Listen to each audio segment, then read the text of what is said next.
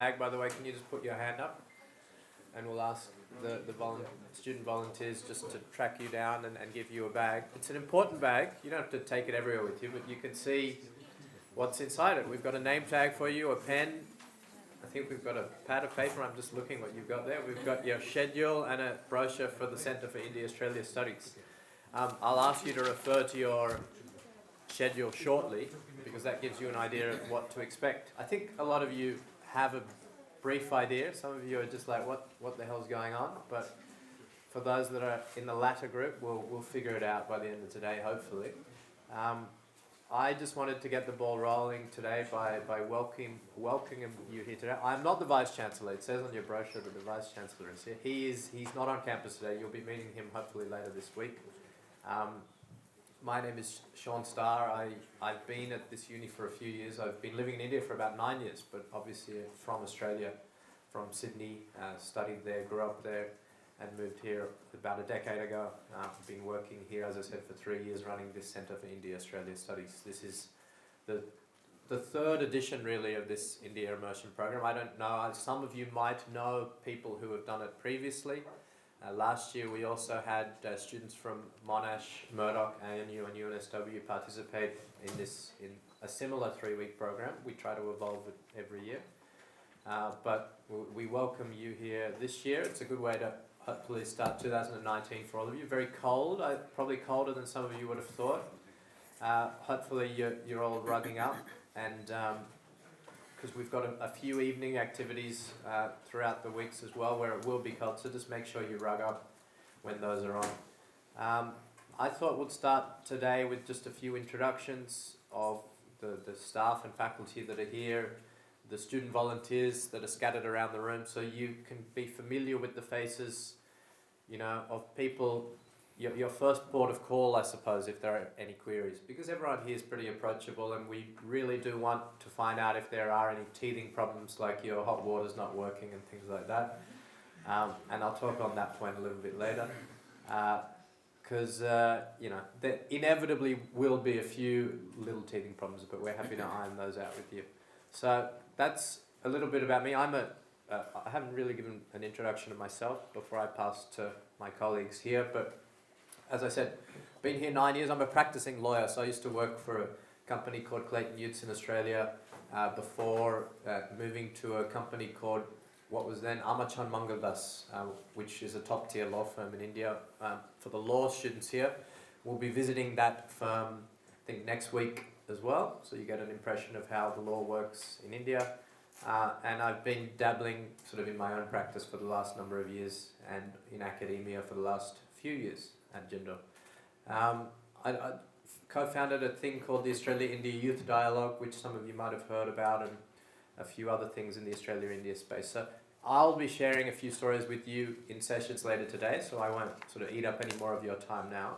But I'll pass some introductions over to my colleagues now, and I want you guys to think about your introductions shortly, because I'll just be asking each of you to introduce yourself by name, where you're from, obviously, which university you're in, what degree you're doing, and maybe something interesting about yourselves as well. So have a think about that. I will be putting you on the spot.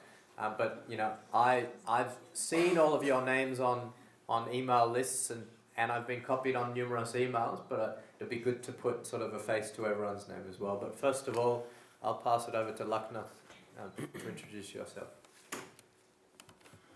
Thanks, Sean. Good morning. Good morning, and welcome. I've just come back as well. I spent a wonderful 2 weeks away, and I've got a bit of a cold now. But my name's Lucknath Jaisinghas. Some of you know me, some of you, the volunteers, have been in my class here, actually at Jindal Global Business School. I'm an associate professor of marketing. What else? I'm in the business school. I'm the vice dean of research, so I sort of oversee the research activities in the business school. And my other title here is, and more relevant for today and the program, is as associate director of the Centre for India-Australia Studies, helping Sean out, Sean and Matt as well, out running the centre. By way of introduction, I should tell you, I mean, many of you will be from two universities here from Victoria, right? Monash and, it's just Monash, isn't it? So I went to the other university, Melbourne. I grew up in Melbourne. I was born in Melbourne, grew up in Melbourne, grew up in the southeastern suburbs of Melbourne. Went to school down there and went to Melbourne University for my first degree in the biological sciences. And very quickly, well, I didn't sort of dislike that, but I grew to like marketing more. And my first job was in advertising. Moved from there, worked at a couple of top-tier advertising companies, part of the global advertising organisations, WPP organisations, some of you might have heard of them, Zenith Media, Mindshare and the like. And over the course of that experience over a decade, in my 20s, I grew more and more interested in the idea of research and the why do people do things. So I went back and studied cultural theory, and I just, tried to get a background in an anthropological sense of how people behave through ideology, social forces, and so on. And from there, I did my master's at the University of Queensland. Actually, I should say before that, I actually had a second bachelor's, completed a second bachelor's up in Brisbane at the University, QUT, Queensland University of Technology, and then a master's in philosophy, an MPhil, should I say, a research master's in cultural theory at the University of Queensland. Very quickly, that moved on into the PhD back at Melbourne Business School, Melbourne University, and from there on, I've sort of been flitting in and out between the academic and the commercial worlds, both in terms of teaching and research, doing the sort of stuff at universities, but also consulting and working, sometimes full-time. I've sort of moved full-time into research roles in the commercial world. I came to Jindal a year and a half ago now. I've been here, I came here in July 2017, and I was looking for a change. I mean, many of you, and we've got a colleague from Monash over here as well. Many would be familiar with what's happening in the broader Australian system and, with government cutbacks and so on. And I just was looking for a change, and I've been fascinated by India. I first came here in 2003 with my family, my parents and my brothers and a couple of relatives. We went on a religious pilgrimage, and I just fell in love with the place straight away. I don't come from an Indian background. My ancestry is Sri Lankan, actually, if you put it that way. I was born in Melbourne. My parents come from Sri Lanka, so this was all new to me. And at that time, and this was 2003, I thought, yeah, I'm going to work in this place sometime. I had no idea in what capacity. This was before my master's, before my PhD. I had no idea, but 15 years later, I made the change and decided to come here. And one of the things I will throw to you, and I'll be engaging with you, of course, through the program, but one of the things I will throw as a challenge to you is, well, two things. Get to know your volunteers quite well. This is for the locals, the local Aussie students, should I say. Get to know your volunteers quite well, and try to bridge cultures, and that goes the other way as well for the volunteers as well. Something I'm very keen on is bridging cultures, and that occurs at the grassroots level. Maybe, as Sean mentioned, some of you have had hot water issues, perhaps. Well, reach out to someone from here who might be able to help you and form friendships. This is where the sort of guts happens. The other thing is, over the next 2-3 weeks, you're going to be immersed. It's not just all fun, it's also lectures and seminars, and I hope they're fun too. But apply what you're learning, and you'll be learning some fascinating things. I mean, Sean will run through, I'm sure, the schedule in a moment, but you'll be learning about cinema, for example, diplomacy. I'll be taking a session on consumption and consumer behaviour in India. You'll be going through sessions on the constitution here and the differences You'll be learning about gender and sexuality, for example. You know, these are big issues, not just here but globally. I mean, you'll be learning about many other facets, how to do business. I'll be taking some of you across to Orissa for a couple of days to look at a Jindal steel plant, for example. You know, what I'm asking you to do is apply what you're learning here, you know, as you go out on the roads, as you're travelling in a bus or a taxi or whatever you're doing, apply it in and say, okay, this is what I'm learning, you know, textbook-wise, but this is actually how we can see it operating in action. I'm going to leave it there. If you know, I'm quite approachable. If you have any queries or whatnot, just come up and say good day and chat. For those accompanying me and I think my colleague Matt to Orissa, I'll get to know you guys much better, of course. But for the rest of you, I hope we can engage at a much deeper level as well. So welcome, good luck. We're here to help you. The volunteers are here to help you. So if you have any queries, just reach out. Thank you, Laknat. Matt, did you want to Introduce myself. just introduce yourself? Yeah. Hi, my name's Matthew. I'm an assistant professor here. I hold office and I've been here since September. So I'll be joining you over the next few weeks. Plenty of other introductions, but on my right here, I thought Professor Jeff Giddings, I'd ask you to introduce yourself as well. Thank you, Sean. Hello, I'm Jeff here from Monach. Essentially, when somebody asked me what I'm here to do, I sort of figured I'm a bit like a chaperone. Not that I'm going to be giving anybody I'm not going to be, out with my binoculars, to check out what's going on. Don't worry about that. But this is the sort of, what a great opportunity you guys have. I think that's where I'd want to start. This is a terrific opportunity to engage with folks from other cultures. I'm not talking about different law schools or different universities, but to really engage in that regard and to get a sense for, sort of how another place works.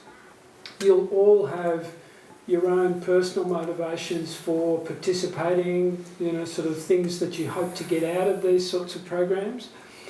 It does seem to me that you really need to embrace the opportunity and go for it, in order to make the most of it.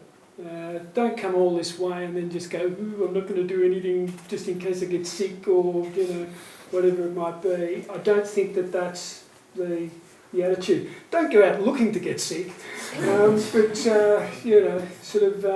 let's sort of grab the chance and enjoy an interesting experience. I'm here until Sunday, and then off for a couple of days to run a workshop at the National Law University in Odisha, and then back briefly before heading off in search of a tiger in the wild. That's it's one of the things I'm interested to do. My sense is that this is a well-run program, but any program of this nature will only be as effective as you allow it to be, in the sense that if there are questions you have, then there's a good chance that there are other people in the room who have the same question. You might as well ask it of Sean or Dhruva or one of the volunteers, so that there'll be some resolution in relation to what those issues are. So make the most of it. I wish they'd had a program like this when I was a law student. Thanks very much, Jeff. And just to echo those sentiments, I mean, really the next few weeks will be what you each individually make of it. Again, you'll be hearing a bit from me, and you'll be sick of me by the end of the week, if not by the end of the day. But I came here in 2010 and was essentially a student at the National Law School in Bangalore. and really have been here ever since. So what happens is that you guys might meet people. I mean, I certainly, some of my closest friends are students and friends that I made during that short-term stint in Bangalore, right? And I work with them professionally. I'm close to some of them personally as well. The lessons I learnt culturally and professionally during that period have stayed with me today, and I've built on them professionally subsequently. But sometimes some of you might be, as Jeff said, here for different reasons. Some of you might not be quite sure where this experience will take you. I mean, probably most of you won't be sure. But in 10 years down the track, you might really appreciate the experiences that you've had. We hope that that will be the case, in fact. Some of you might not work in India or with India in the future, but India is, we have to face the fact, a global superpower and the fastest growing big economy in the world. So many professions, not just law, but some of you into foreign policy, some of you into arts, in business, there will be intersections with this country. So throughout the next few weeks, you'll be learning about those opportunities. There are some immense opportunities across the spectrum, and some of the challenges that a country like India has to face with 1.3 billion people here. So we hope that, as Lakna said, in the classroom you guys will gain a lot of knowledge, but equally the experiential part, the experiences that you'll learn outside of the classroom will probably be the things that are the lasting memories for you. And those experiences might be on a literally 4-hour bus journey from here to the Taj Mahal, or to Jaipur, or on a journey to Orissa, where you'll see temples and also the economic side of things, the steel belt.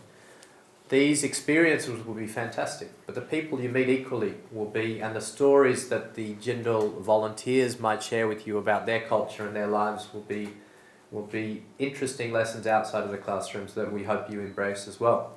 So enough again from me. I'd like to hand over briefly to Dhruba to introduce himself and to say a few words. You guys have all received emails from Dhruba. Usually Dhruba really gets things done and is a fixer. So if there are any issues, obviously talk to our Jindal volunteers, but Dhruba has a knack for being able to solve problems. And is doing a fantastic job. He's a senior manager here in the law school and works very closely with the Centre for India-Australia Studies and this India Immersion program. So Dhruba, can you just please introduce yourself? My name is Dhruba. Dhruba Jyoti Datta actually is my full name. I work for Centre for India-Australia Studies, and also I look after the research of the Jindal Law School. That's it in a nutshell actually. And for any problem queries, you can come to me directly. Yeah, you can text me, you can email me. Yeah, that's it. Thanks, Dhruba. Short and sweet. So now we have, I'll call you in a second, but just a bit of context. There's 14 Jindal volunteers here, and they're so proactive that they almost start talking before I introduce them, which is a brilliant sign. So I think all 14 are in the room, but it's important that they all stand up, introduce themselves, what they study. So they're from a cross-section of degrees. In Jindal we have 8 different schools, ranging from law school to business school to arts, international affairs. We'll give you a bit more context later. But make sure you sort of get an idea from their faces who they are and talk to them throughout the next few weeks. Any problems, talk to them, but also generally have a word with them as well. I'm a second year law student here at Jindal. I'm an intern. I hope to be helping you over the next few weeks. Hi, my name is Kaylee. I'm from Perth. I'm from Murdoch University. I do a Bachelor of Criminology and a Bachelor of Global Security. Hey, I'm Scarlett. I'm also from Murdoch in Perth. I do a Bachelor of Criminology. Hey, I'm Sarah. I'm from ANU in Canberra and I study Bachelor of Arts and International Security Studies. Hi, I'm Gabby and I'm from Canberra as well, ANU, and I study Development Studies. Hi, I'm Zoe. I'm also from Canberra and I study Bachelor of International Relations and a Bachelor of Politics, Philosophy and Economics. Hey, my name's Ira. I think I'm the only one from Melbourne and I'm doing my JD. Yeah. My name's Jacob. I'm a 4th year Bachelor of Commerce, Bachelor of Law student. My name is Calvin. I'm from Monach in Melbourne, and I'm studying Bachelor of Laws and Bachelor of Civil Engineering. I'm Maddie, I'm from ANU and I'm doing a Bachelor of Asian Studies and Bachelor of Languages. Hi, I'm Natalie. I'm from Monach and I'm doing a Bachelor of Laws. My name is Kavita and I'm doing a Bachelor of International Relations and Bachelor of Sociology from ANU in Canberra. Hi, I'm Sophie. I'm from UNSW, but I live in Perth, and I study Bachelor of Science and Bachelor of Arts. Hi, I'm Kiran. I do BBA plus LBA at General Law School. Hi, I'm Nishant and I'm a second year law student in General School. Hello, my name is Tenzin Chenge. I'm currently pursuing Master in Public Policy. Hi, my name is Mahima and I'm a volunteer here and I'm doing my Bachelor of Arts in Journalism and Mass Communication. Hi, I'm Eileen. I'm an intern and I'm studying in second year law school. Hi, I'm Chris. I'm doing Commerce and Law at Monash University. Hi, I'm Harry. I do Law and Business at Murdoch University. I'm Matt. I do Law Arts at Murdoch, majoring in sustainable development. And I've been on exchange at Jindal for the last 7 months. But I'm also doing the program as well, so I'm sort of that awkward middleman. And I'm from Deakin originally, and I've just completed my 4th year and will start my 5th year in Commerce and Law this year. Good morning, I'm Joey. I study Fine Arts and Secondary Teaching at UNSW. I'm Rory. I'm going into my 3rd year of International Security Studies and Development Studies at ANU. Hi, I'm Sneha. I'm part of the 5-year integrated BLD program. Hi, I'm Ananya and I'm one of your volunteers. I'm in my 2nd year in the business school. Morning guys, my name is Zoeb. I'm a volunteer. I am in my 2nd year in the BBA LLB program in JGU. Hi, I'm Shavin. I'm from ANU and I'm doing a Bachelor of International Security Studies. Hi, I'm Mukudze, but Mukud's fine. I'm studying a Bachelor of Law and Arts from Monash. Hi, I'm Caitlin. I'm from Perth, Murdoch University, studying Bachelor of Criminology and Global Security. I'm Leah, also from Murdoch, and I'm doing a Bachelor of Criminology and Security, Terrorism and Counterterrorism. Hi, I'm Angie. I'm from UNSW and studying a Bachelor of Social Research and Policy, majoring in International Relations and Politics. Hi, I'm Nicole. I'm from Murdoch Uni in Perth, and I'm doing Law and Biomedical Science. Hi, I'm Niroshini. I'm from ANU in Canberra and I'm studying a double degree in Law and IR. Hi, I'm Danny. I'm from UNSW and I'm studying journalism. Hi, I'm Akanksha. I'm a volunteer here. I'm a first year and I'm studying a Bachelor's of Law and a Bachelor's in Business. Hi, I'm Sonam from Tibet and I'm pursuing my master in public policy here and I'm part of volunteer and I hope you all will enjoy this program. Law School in JGU. Hi, I'm Sophie. I'm from Monash and I'm a 4th year law science majoring in immunology. Hi, I'm Bella. I'm from Monash and I'm 4th year law arts student. Hi, I'm Justine. I'm also from Monash and I'm a 4th year law science student. I'm Grace. I'm from UNSW and I'm doing international studies and business. I'm Patil. I'm from UNSW, and I'm in my final year of a Bachelor of Arts, Bachelor of Law. I'm Leila. I'm from UNSW as well and I'm doing development studies and environmental engineering. I think I've forgotten everyone's name, but we'll get there. And you do have name tags, so feel free to wear them around until you get sick of wearing them around. Particularly when we do go, for example, today to the High Commission, for example, it's important that you bring those with, because then we can get in much easier. You might have got an idea, certainly, of the cross section of everyone in the room. Really, we have 6 universities, or 7 including ours, represented in this room, but 6 Australian universities represented here. ANU, UNSW loosely are in one stream in your schedule, and Murdoch and Monash have a more law and business and society focused stream. Also we've got Nick from Deakin and Ira from Melbourne. So 6 Australian universities represented here, which is great. So really important that you guys meet each other. It'll be fantastic. And last year we certainly had a lot of friendships blossom across universities as well, and within universities.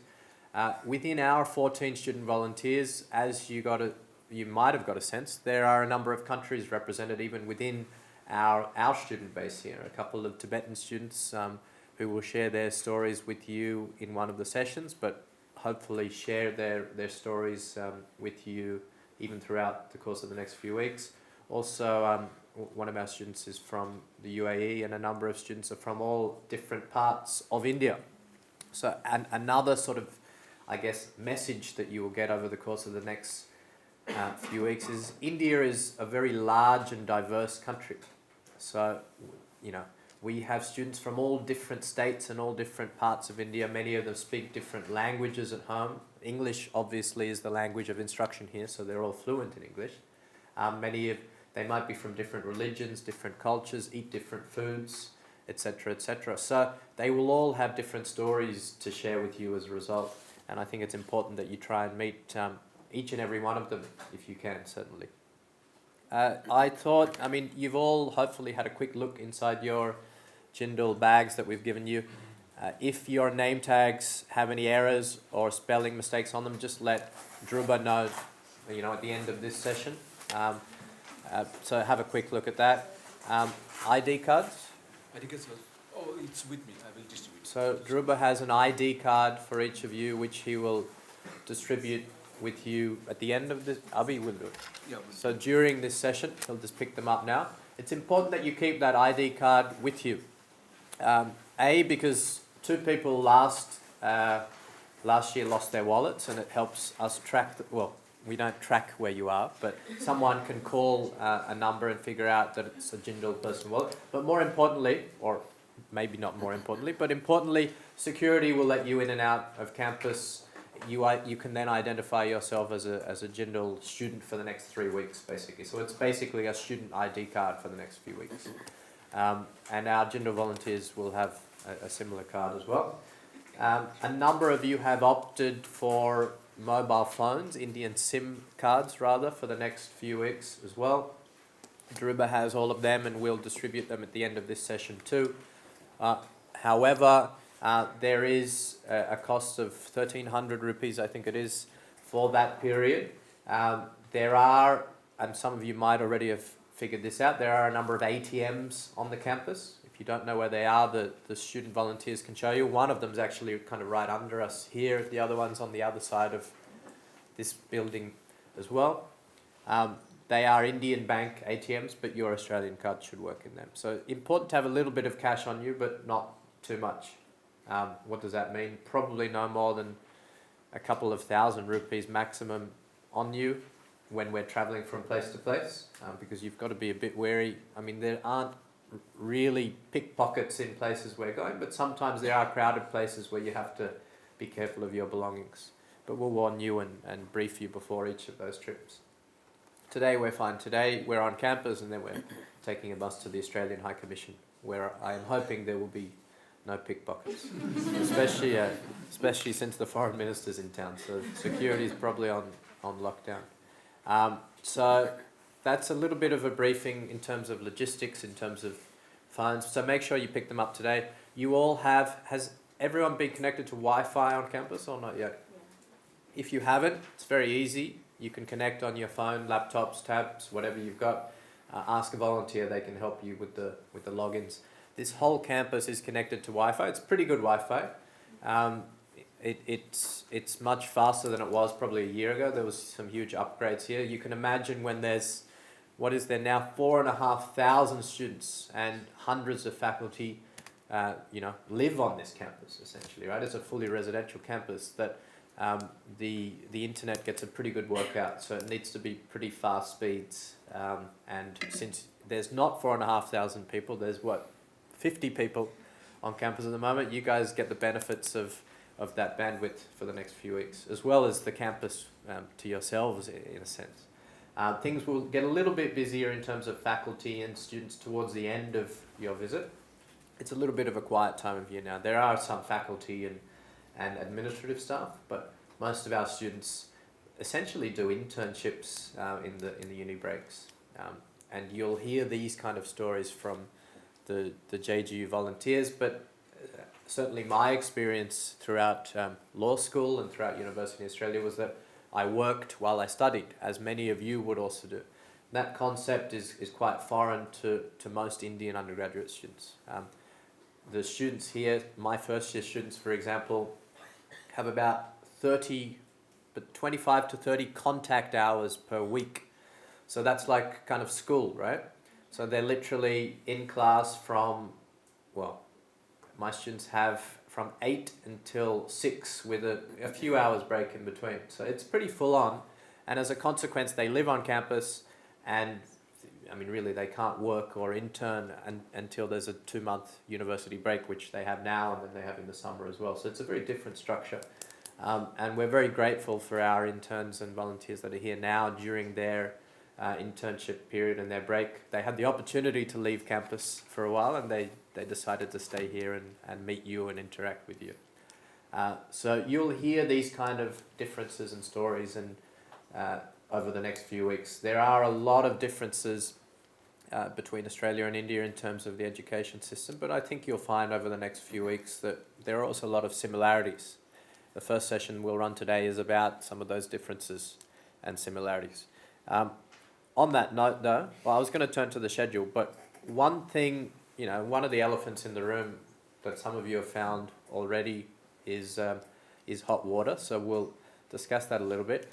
Usually there are 4,500 people on campus and the hot water gets a pretty good workout early in the morning and it stays hot. But I've been informed by the infrastructure team and by the university maintenance guys that because there's so few people here, it takes a while for the hot water to heat up. And as a consequence, while not incredibly environmentally friendly, it's important to leave the hot water tap on for 5 or 10 minutes and it will heat up eventually. So it's not ideal, and I can see our students sort of smiling because I think that's probably pretty standard, right, in winter for you guys? Maybe leave it alone for a little longer. Yeah, so rest assured it's not just the students who suffer from that, but there are faculty who live on campus who have very similar issues. And I'll escalate it later today anyway to see if anything can be done, but I think infrastructurally probably there's not. I mean, the fact of the matter is I think that all the pipes get very cold overnight and it just takes a while for everything to heat up early in the morning. Hopefully sort of evenings might be a little bit better, but I'm not entirely sure. We'll look into it and escalate it, but that's certainly the short-term solution and the one that all of our students employ during the winter seasons. They probably have the opposite problem in summer when it's 40 plus degrees here, right? You probably don't get any cold water when the pipes are hot.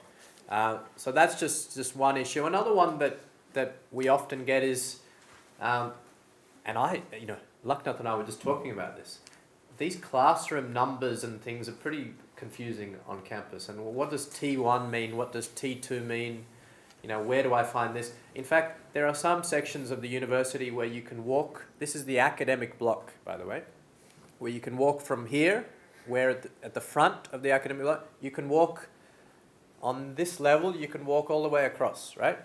I think, until the end of T3. If you go up one more level, this is level 2. If you go up on level 3, you can't do that. There's a library in the way. So you've kind of got to go downstairs and upstairs or upstairs and downstairs. It can get a little bit confusing. So we're going to put you through a little amazing race experience later today to try and navigate yourselves around this campus. It'll be a nice fun way for you to work in groups and go from A to B. But a few tips for that amazing race and for your experience here for the next few weeks. When you see T1, T2 and T3, I saw Druber in his email called it Tower 1. I've referred to it as sort of Terminal 1, Terminal 2, Terminal 3, whatever you want to call it, because Delhi has 3 terminals. We're in T1 now. This is the first, section of the academic block. T2 is the middle section over there where the library is. T3 is the furthest away. So if you see T1, T2, T3, that's how it works. Level 1, Level 2, Level 3, Level 4, pretty straightforward. I don't need to explain that. It gets a little bit confusing with lifts, because the lifts on this side, you know, as I said, sometimes you get blocked off from certain sections. I very rarely use the lift anyway. If you're going up 2 flights of stairs, I think you should walk. But on that side, you know, when there's 4,500 people, using lifts is not very practical. But you guys might have a bit more luck than I usually would during semester. The lifts on that side of the academic block, the sort of cricket field, sport field sides are usually much better. Anything else I've missed about campus? You guys will figure out, you can use the sporting facilities. If anyone wants to use the pool, it might be a bit cold, you probably can. For those going to Orissa, there'll be swimming facilities there as well. We have a gym, which you guys will figure out when you're running around campus shortly. Pretty good gym, got all the facilities that you'd want. You've acquainted yourself with the canteen and the mess hall, so that's where we'll be dining on most occasions. There will also be like a general store open from 10 till 12, is it? Yeah, today. Each day or? Not each day, every alternate day. Every alternate day from today, the general store, like a corner shop, will be open. It's kind of over that side of campus, right? Just actually, you can see out the window here, it's great. We've got the second biggest flag, Indian flag, on our campus.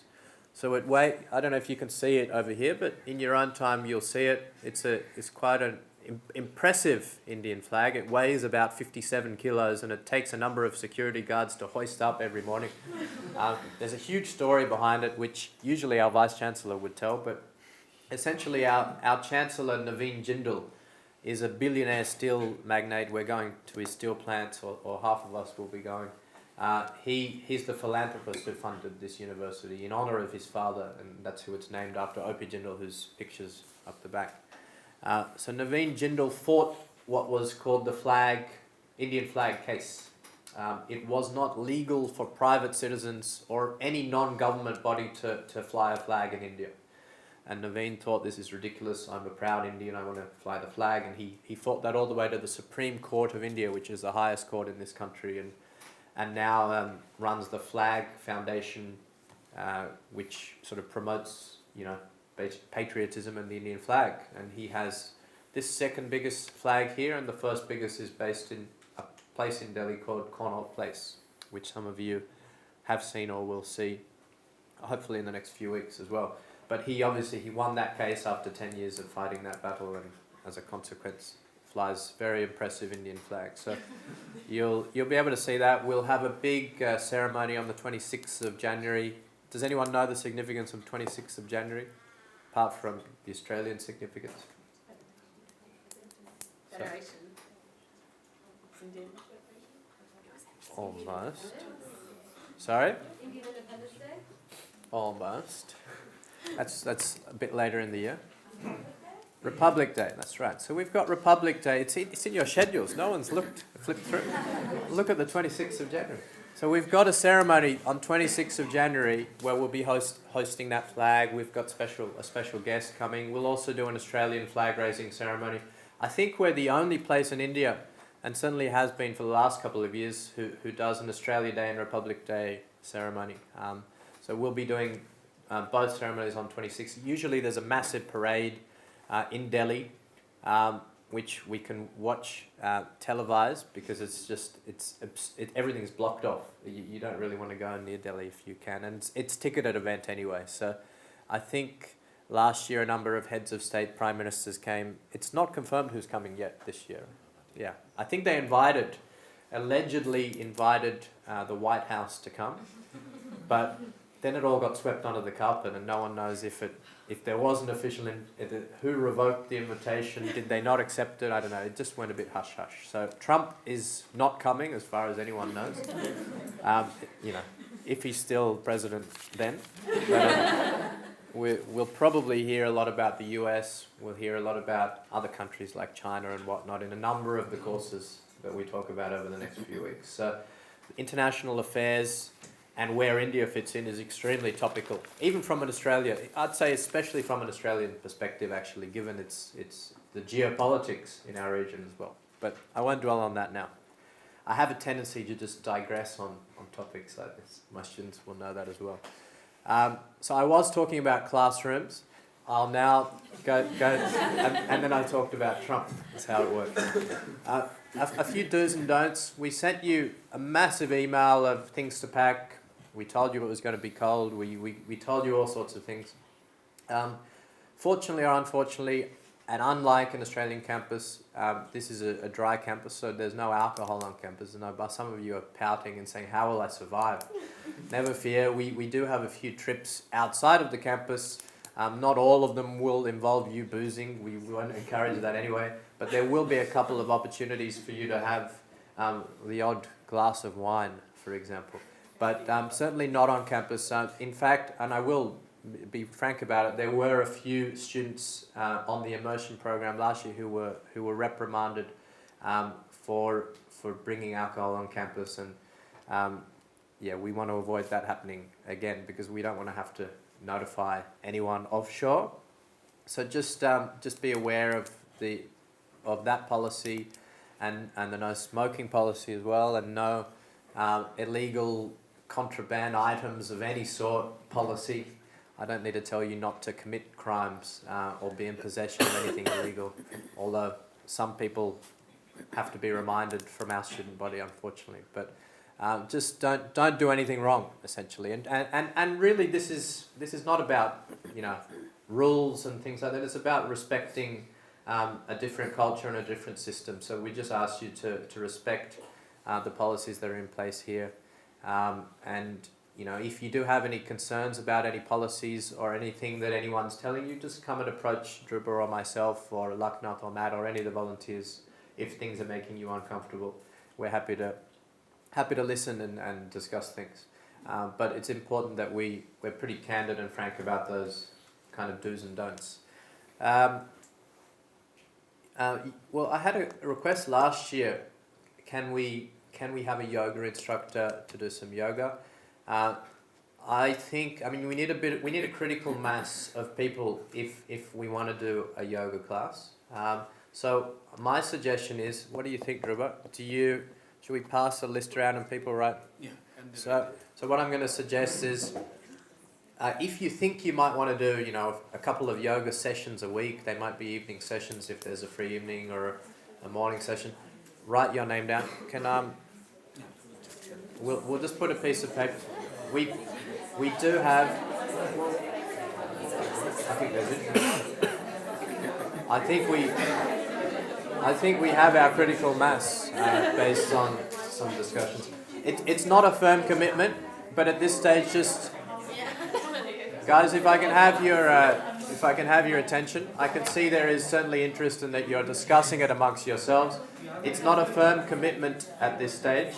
However, if there's an in principle, if you think you might be interested in doing a couple of yoga sessions, we do have a yoga and Pilates instructor that takes sessions for faculty during semester, and we will ask them if they're happy to take a few sessions for you.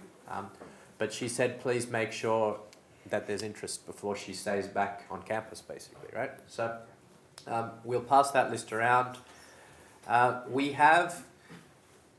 Now's probably a good time to run through some important parts of our schedule, our program. So if you want to dig that out of your bag. The programs are a little bit different, as I said, for the different universities, but there are some significant overlaps, which we'll talk about. And you might want to scribble some notes on your program with the pen that we've given you if I give some important information.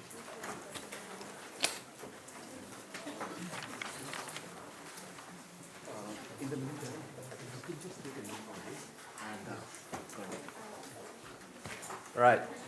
So obviously we start today the official program. We're probably going to rejig everything today. One of my favourite Indian words, and prepone everything by about 30 minutes. Prepone is the opposite of postpone, for those who didn't pick that up. So we're going to push everything forward. Why are we going to do that? Because we need to leave at about 1:40 on the bus rather than 2 o'clock. The Foreign Minister, I just got a message. The Foreign Minister needs to, or is running early, and has, I think, a ministerial meeting or something in the evening. So accordingly, we need to prepone everything by 30 minutes. So just be aware of that and try and be at at all of the scheduled things about 15, we'll call it 15 minutes early for everything, right? And the issue with today is we need to probably be dressed up for the evening, since we've got an interaction with the Foreign Minister of Australia, which is fantastic, by the way. It's great that it's worked out, that we're inaugurating our program. And the very reason that most of us are here is the New Colombo Plan Scholarship, which is essentially a policy certainly grounded in this government and run by the Foreign Ministry of the country. So it's really fitting that on our first day we're interacting, albeit briefly, with the Foreign Minister. The Foreign Minister hasn't changed as much as our Prime Minister, I don't think, but it is not Julie Bishop anymore. Marissa Payne is our... Maurice or Marissa? Maurice Payne. I'm glad I got that right now and not later tonight. Is our Foreign Minister, and we'll have the chance to interact with her. On that topic, so dress code, by the way, kind of business smart. I'll probably chuck a tie on. Basically kind of business attire, I would think, tonight. Because we are going to the High Commission, there'll be drinks, nibblies, canapes kind of thing, interacting with High Commission staff, the Foreign Minister. There's some alumni from the Australia-India Youth Dialogue, some alumni from Australia Alumni Association. So it's a good opportunity for you guys to mingle with Indian-based Australians and Indians who have had a presence in Australia and kind of figure out the lay of the land. So a bit of networking as well. We're not going to spend a whole amount of time there, but have a few snacks. We'll finish there, all going to plan by 6-ish. 6:30 and come back and have a very quick bite for dinner and on campus, and then go to bed ready for the next day. There's a question? Should we bring like notepad or laptop or anything? Tops, because I don't know how security will feel about that. I don't think you can bring a pen and a notepad if you'd like. I don't think it's compulsory. It's more of an informal Q&A as far as I know. She might give a little talk.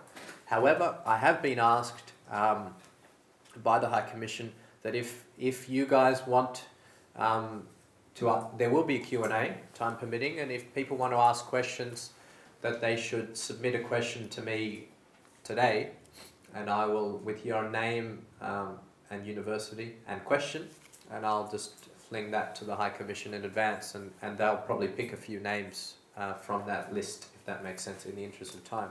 So one of you who had prior knowledge of this has already given me a question, which is fantastic, but have a think about what you might want to ask the Foreign Minister of Australia. It might be about, New Colombo Plan things. It might be about Australia's position in the region. I don't want to put words in your mouth. I'm sure some of you have questions that you would want to ask a Foreign Minister.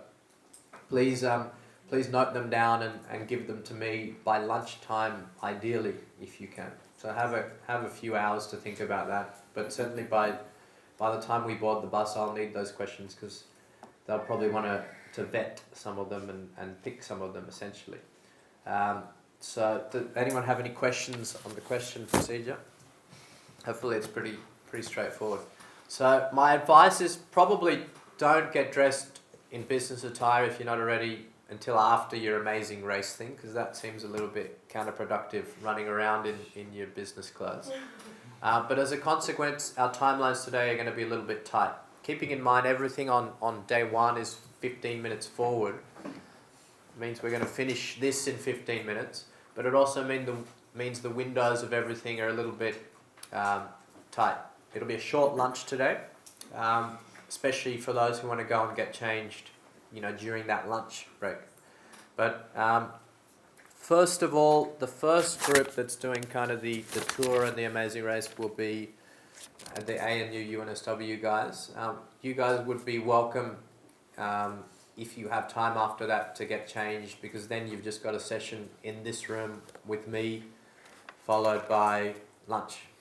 Whereas, the rest of us probably need to get changed after our amazing race. So it just seems logical to me, but do whatever you think's best. I'm just giving you advice there. Where we're going off, whenever we're on campus, just dress in a comfortable fashion. I mean, usually I'd say for these short-term mobility programs, when we have kind of overseas guests, dress conservatively, but I suspect that everyone's going to be rugged up anyway, so that's kind of a moot point.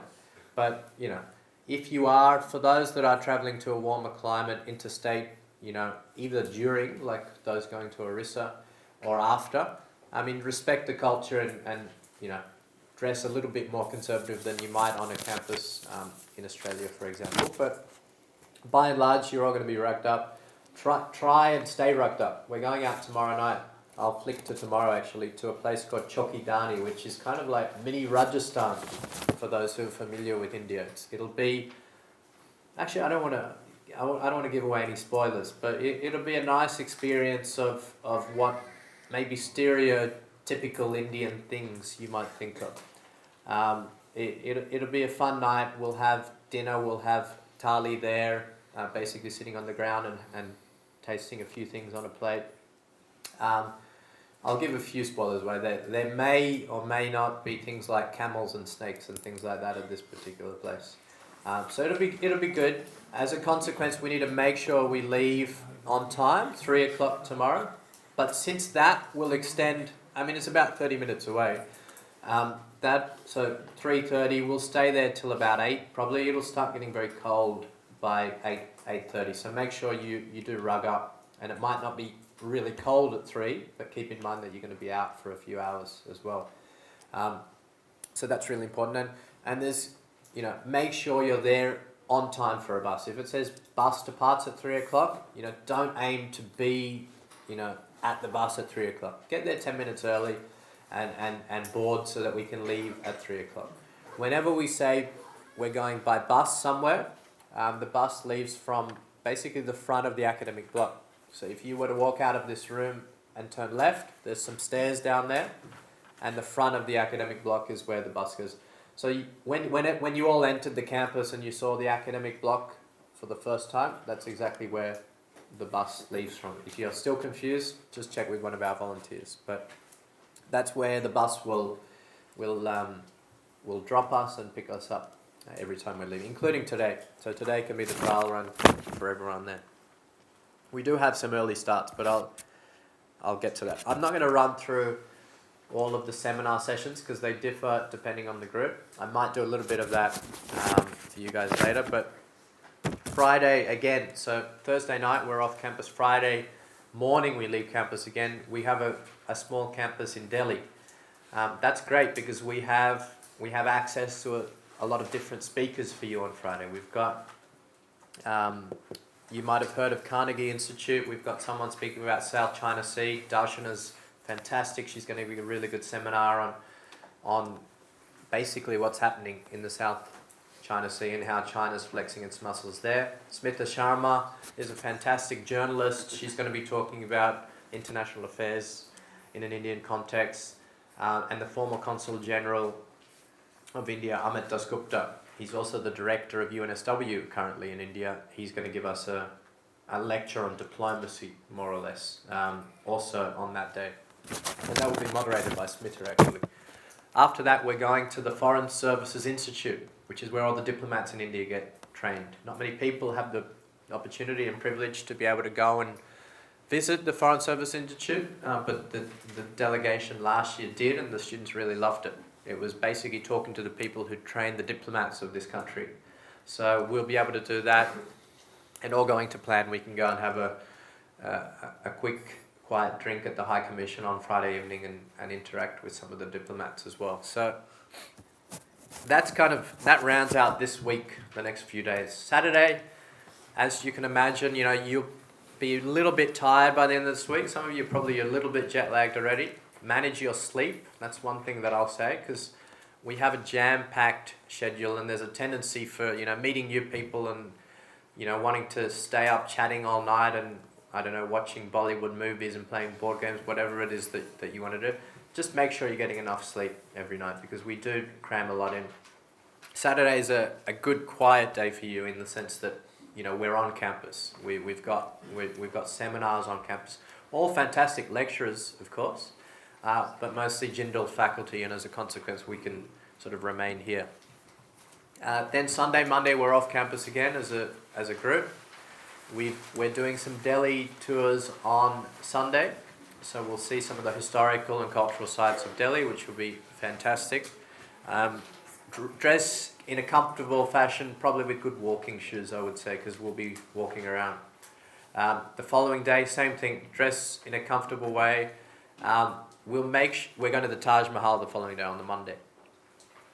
We'll make sure we figure out what the do's and don'ts are for the Taj. They're very strict on what you can and can't bring on the bus. Not on the bus, in the Taj. They'll confiscate all sorts of things. So obviously you won't bring your laptop to the Taj, but you can't bring that in. Have a quick look online what you can and can't bring in the Taj, I'd say. But we'll have a bus there with us, so you can leave things on the bus in any event. We'll brief you on the Taj trip, but you can see there's a pretty early morning on that Taj trip. We've got a pretty long drive. So we mentioned in the email to you guys that you might want to bring a cushion or something for a bus trip. Otherwise, basically you've got a chance to have a snooze on these long bus journeys. There's a couple of long bus journeys. Also, look out the window. There's so much to see from here to Uttar Pradesh, which is the next state where the Taj Mahal is, in Agra. There's so much to see, even from here to Delhi. There's so much happening outside the bus, and use the opportunity to chat to each other, to chat to volunteers. It's kind of not wasted time. That's kind of the big joint activities that we do until we get a little bit later to 26, which I've talked about, where we'll have Australia Day, we'll have Republic Day, and then we'll wrap up on the 27th. On the 27th, by the way, we'll ask everyone to do a quick wrap-up interview. What were the takeaways? And we'll ask everyone to do a quick survey of what your key learnings were, things like what shocked you about India, what have you learnt, how have your perceptions changed, that kind of thing. And we'll ask for everyone's consent there. We'll be doing a bit of academic research about how this experience has changed your perceptions as well. Most of you, in fact, I would suggest that all of you should take notes about what you think has impacted you, on a day-to-day basis. Just scribble a little journal. Some of you are, probably more diligent in keeping journals than others, but most of you will be required to do a reflective journal anyway. I think there's course outline, have they got yet? So the course outline's in your bag, I think, as well, where the assessment regime is set out for you. And that includes a reflective journal, right? So instead of in 3 or 4 weeks figuring out, what were the key takeaways for me, what were those key experiences that really changed my perceptions, just scribble some notes when these things happen, or maybe each evening, because you'll each be required to give a reflective journal as well as do the essay based on a seminar that you'll have over the next few weeks. Can talk about assessment later when we have our session later, but it's really important from a reflection perspective that you just jot down some notes. It'll help you with assessment, it'll help you remember things anyway. Dhruva, anything else I've forgotten? You? Lucknow?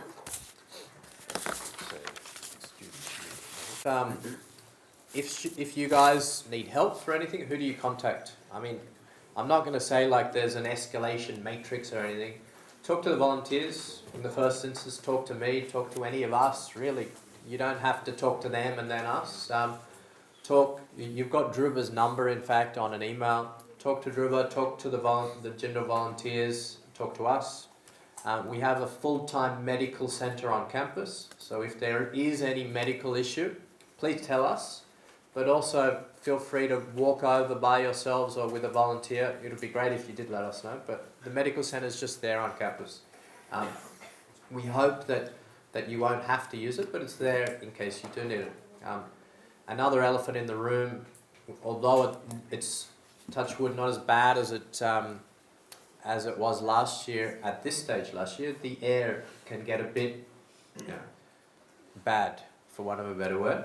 The air pollution can get bad. So those who have predispositions to asthma or coughs may suffer or may have to take their puffers, or may need to get a mask. The medical centre has some air pollution masks on call if you need them as well. You know, the more I talk, in fact, the more my throat begins to hurt. So you will, it is very different to, I've just spent the last 2 months teaching and doing some work in Brisbane and Sydney. And it's like, you know, I enjoyed seeing the blue skies because I certainly wouldn't have seen them here for the last month or so. So it is a fact of life, and we will talk about the environment and climate change and things in some of our seminars. It's a big challenge we have in this part of the world, but something that you might realise from a medical perspective.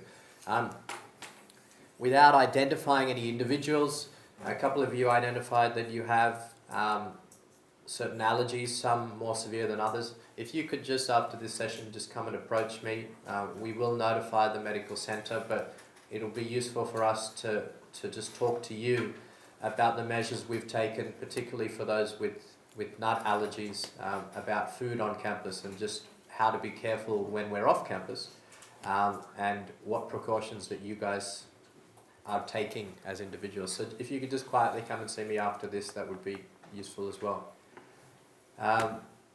SIM cards? SIM cards is big. Okay, SIM cards we'll give you throughout the day for those who have ticked that box. For those who didn't tick the box and want one, we can still probably arrange it within 24 hours.